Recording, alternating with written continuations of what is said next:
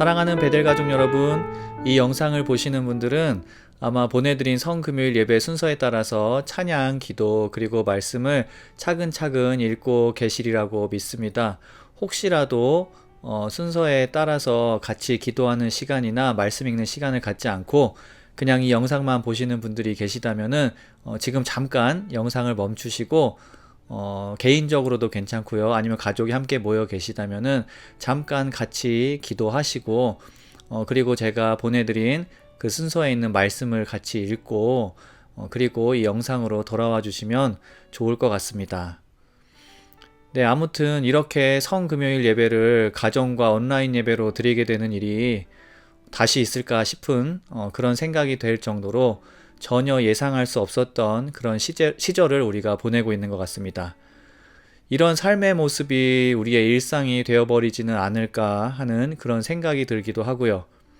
하지만 사회적 거리두기에 익숙해지면 질수록 함께 모여서 무언가를 하는 것이 얼마나 소중했는지 그런 소중함 또한 우리에게 더 커지는 것 같습니다. 고난 후에 영광이 있고 또 십자가 후에 부활이 있음을 믿으시길 바라고요. 코로나로 인한 어려움이 빨리 끝나기를 기도해 주시기 부탁드립니다. 그리고 지금도 우리보다 더 극심한 고통 가운데 있는 이들에게 하나님의 은혜와 긍휼이 임하기를 그렇게 기도해 주시기 부탁드립니다. 오늘 가정 예배는 함께 기도하고 말씀을 읽는 것이 예배의 주된 순서이기 때문에 이 시간에는 긴 설교를 하려고 하진 않습니다. 순서지에 써 있는 것과 같이 십자가에 대한 짧은 묵상을 하려고 합니다. 제가 나누는 묵상만 보지 마시고 짧더라도 모인 분들께서, 가족들께서 십자가에 대해서 돌아가면서 생각했던 그런 내용들, 또 묵상의 내용들을 잠깐씩 나누어 보시는 그런 시간을 가지면 더욱더 의미 있는 그런 예배가 될 것 같습니다. 일단 성금요일에 대해서 모르시는 그런 성도님들이 계실 수도 있기 때문에 오늘 우리가 읽는 요한복음 18장과 19장의 말씀을 간단히 요약해 드리고 제 묵상을 나누도록 하겠습니다. 예수님께서는 겟세마네에서 체포되신 후에 가야바의 개인집 종교 법정에서 신문을 밤이 새도록 신문을 받으셨습니다. 그리고 로마 총독 빌라도의 법정에서 최종적인 사형 판결을 받으시게 됩니다. 그 후에 로마 군인들에게 넘겨진 예수님은 우리가 아는 바와 같이 채찍질을 당하고 또 가시관을 쓰시고 스스로 자신이 매달릴 십자가를 지고 예루살렘 서쪽 문 밖으로 알려진 헬라어로는 골고다 그리고 아람어로는 굴가타라고 알려진 그런 언덕으로 가셨습니다. 예수님께서는 인류를 향한 하나님의 사랑과 구원을 확증하시기 위해서 그리고 세상의 모든 죄와 죽음과 어두움의 권세를 깨뜨리시기 위해 홀로 그 십자가의 아픔을 감당하셨습니다. 그리고 요한복음 19장 30절의 말씀과 같이 골고다의 십자가 위에서 다 이루었다고 마지막 선언을 하시고 돌아가셨습니다. 저는 성금요일이 되면 항상 윤동주 시인의 십자가라는 그 제목의 시를 떠올립니다. 성도님들도 아마 잘 아시는 그런 시일 것 같습니다. 시를 잠깐 읽어보도록 하겠습니다. 쫓아오던 햇빛인데 지금은 교회당 꼭대기 십자가에 걸렸습니다. 첨탑이 저렇게도 높은데 어떻게 올라갈 수 있을까요?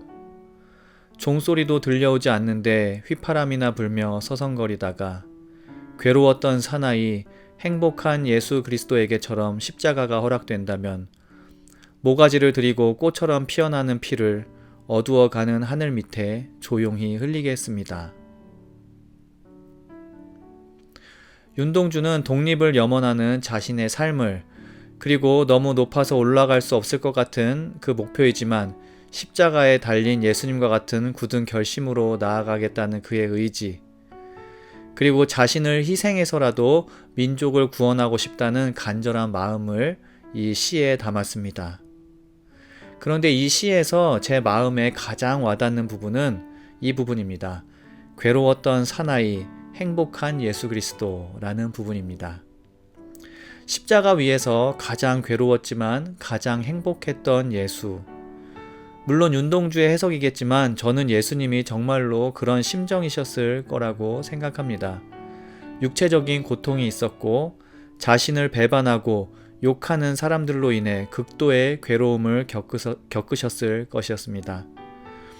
하지만 그가 결단했던 그 길을 끝까지 걸었고 그가 이야기했던 겸손과 희생의 방식으로 그 목표를 이루신 예수님. 그리고 그렇기 때문에 우리 또한 괴로운 인생을 살기도 하고 때로는 세상을 파괴시키는 다양한 어두움의 세력에 쓰러지기도 하지만 결국은 선한 능력으로 그것을 극복할 수 있을 것이라는 소망과 약속을 주셨고 그 일을 하셨기 때문에 한없이 행복하셨을 그런 예수님을 생각해 봅니다.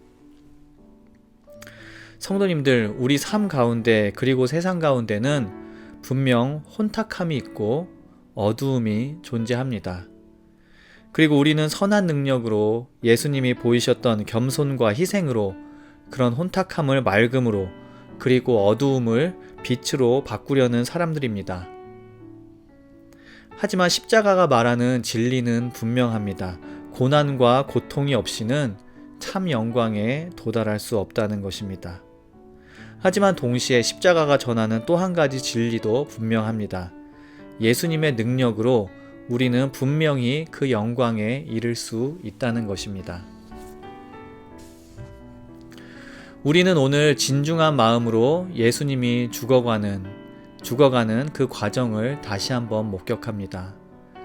우리는 그 죽음이 어떤 죽음이고 무엇을 위한 죽음인지 모두 알고 있습니다. 그리고 그 죽음을 목격하고 그 죽음에 참여한 우리에게 남겨진 것은 예수님과 함께 그 십자가의 길을 걷는 것입니다. 사랑과 겸손과 희생으로 세상을 맑게 하고 세상을 밝게 하는 그 길을 걷는 것입니다.